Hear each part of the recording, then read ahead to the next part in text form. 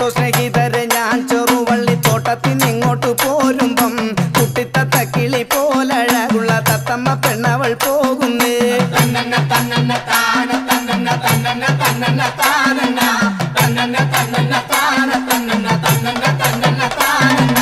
കേട്ടോ സ്നേഹിതരെ ഞാൻ ചെറുവള്ളിത്തോട്ടത്തിനിങ്ങോട്ട് പോരുമ്പം കുട്ടിത്തത്ത കിളി പോലഴകുള്ള തത്തമ്മ പെണ്ണവൾ പോകുന്നേ.